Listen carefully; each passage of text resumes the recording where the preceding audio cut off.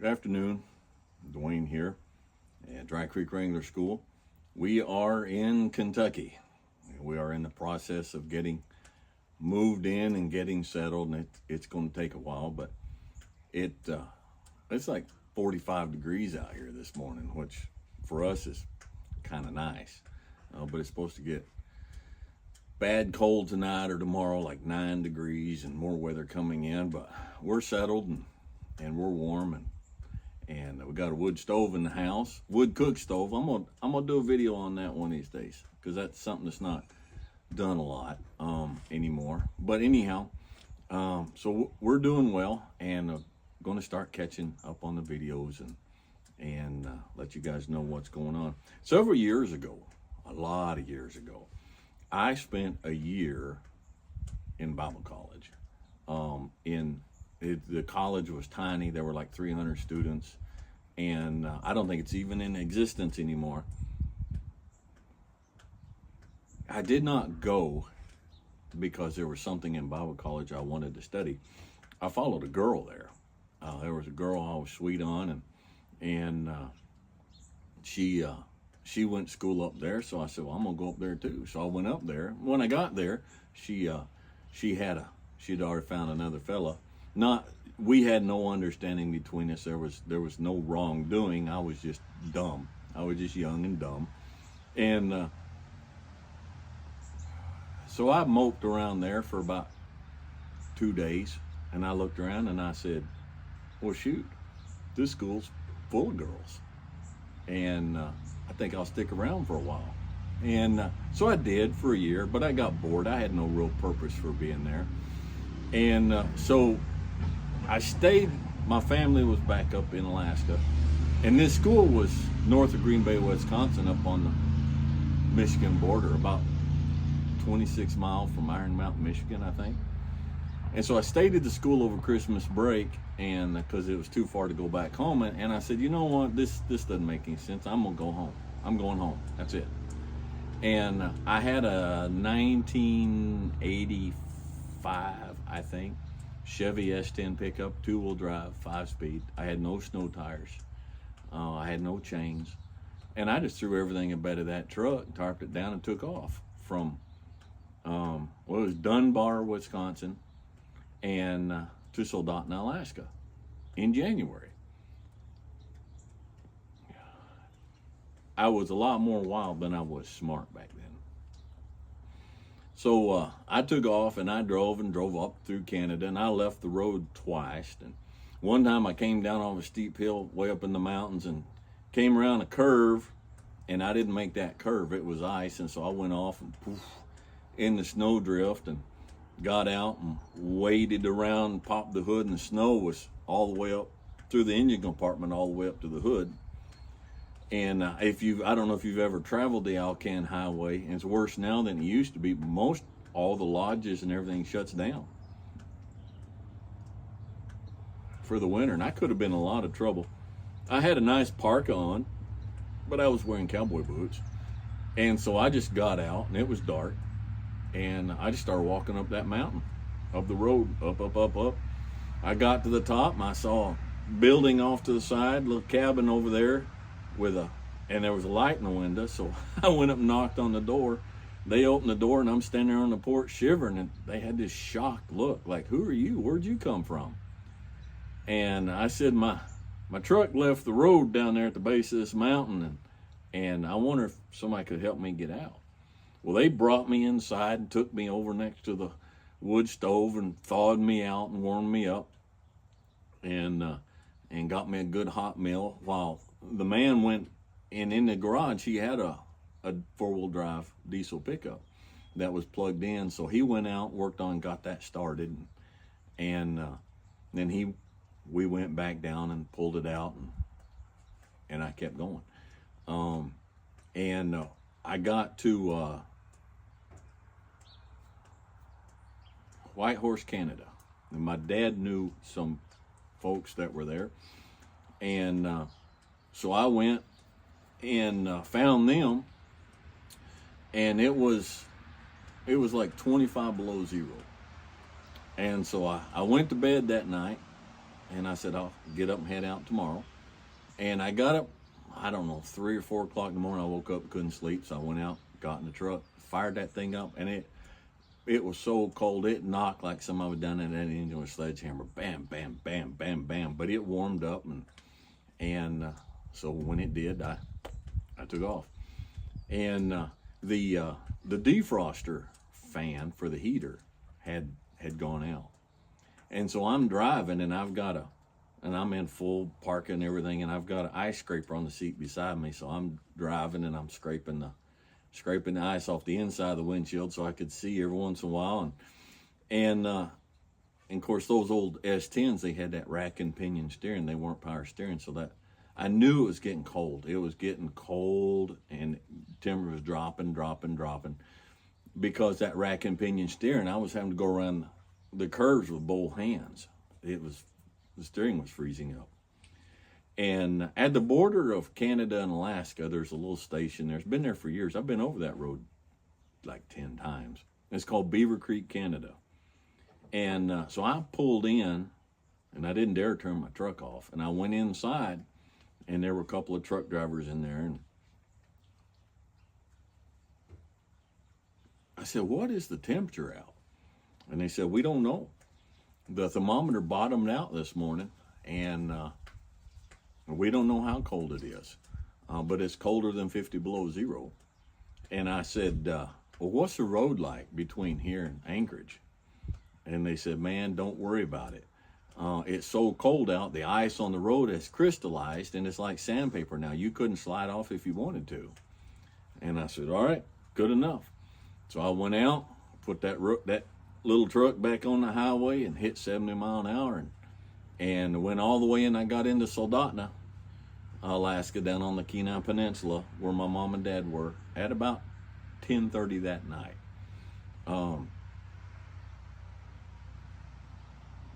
In all honesty, I should be dead. I'm not dead, and I got another cool story to tell. But the thing is, I've thought about that. And when I pulled into Beaver Creek, and the temperature was so cold that the thermometer couldn't even read it anymore, that's it. That is a situation where you're at the point where it's like, things are bad. Things are bad. Okay? Now, 10 below is bad. Now, follow me here, okay? If it's 30 degrees, then it's icy. If it's down and it's 0 degrees, it's icy. That's bad. You drop down 10, 15, 20 below, you're in a little two-wheel drive S10 pickup, no change, no four-wheel drive, no nothing. That's bad. A smart man is going to pull off the road, okay? But if I had been smart instead of just young and adventurous, I wouldn't be in that situation. So I was in a situation that a smart man probably wouldn't have been in. But I went through layers of bad. All right. 20 below in Whitehorse that morning when I left, that was bad. But now we're in layers of bad down to the point we don't know how cold it is. It might be 50 below, it might be 60 below. That's bad. But the worse things got, in one way, the better it was. At 10 degrees, the road would have been so slick, I would have never made it. At colder than 50 below zero, the situation got to the point that it was actually safer. In the one sense of staying on the road. All right, now if I had broke down out there, it would have been probably curtains, okay? But the thing is, in our life, we go through life and we don't pay attention, and things are bad. We're like, yeah, but I can make it. Why? Because I'm young. I'm young, and I'm young. What is it? There was one season there was a program came out, and it entertained me. I found it entertaining. It's called Firefly. It's like a space thing, but at one point there in the beginning, the captain tells a young soldier, "We're too pretty to die." You know, when you're young, you get that point. It's like, I'm going to make it. I'm too pretty to die. But when things get down, your life can go to a point you say, this is bad. All right. But sometimes our life gets down to a point where, like, I did not know it could even get this bad. When things get down to that point, it's like that 50 below zero. There's actually, you can get more traction when things are at their worst than you could when things weren't quite so bad. Okay? Why? Dwayne, how can that be? How can I be encouraged in the situation that my life is in right now? Things are worse than I've ever seen it. Things are worse than I even imagined that they could be. How can I get more traction? Because you can only go up. You can only go up. All right? Not only that, but you can focus. When things are just kind of bad, but things are kind of good and things are kind of bad, we focus on this and we focus on that. We focus on this. And then just everything becomes bad. But when you get to the point in your life where everything is bad, that's where you can get the most traction to keep going. Because now it's so bad, the ice is crystallized. It's not slick anymore. And it's like sandpaper. And you couldn't slide off the road if you wanted to. Because where are you going to go? People quit. People quit when things are worse than they've ever been. That's not the time to quit. That's the time to focus. That's the time to find out where your traction is. This is where my traction is. And until things got this bad, I didn't have any traction. But now I've got traction. And now I can keep going. And now I can put the hammer down. And I can focus. And I can go. And I can do it. When things aren't quite so bad, you can get off the road. Okay? You can get off the road. You can pitch a tent. You can get a motel. All right? You can park on the side of the road and leave the truck running with the heater on. But when they get down that bad, all you can do is say, well, I got traction now and I can't stop and I'm going to keep going.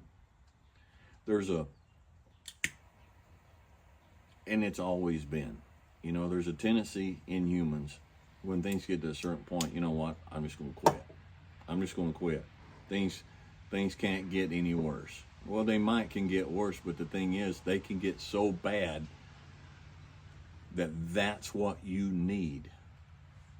That's actually the point that you have to get to gain some traction, to keep going. And sometimes, not all the time, but sometimes when things get so bad, you finally get some traction. Then what you do is you get back on the road and you put that little truck of yours at 70 miles an hour and you go. And you just go and you just hammer down. Okay? Because traction is all you got going for you. All right? Now, looking back, I should have done a whole lot of stuff different. I should have sold that stupid little truck and gone on an airplane and flew home. But where's the fun in that? Okay? I know full well that the good Lord looked down and said, that boy. And he took care of me. I didn't deserve it. And I wouldn't have made it without him, but he did.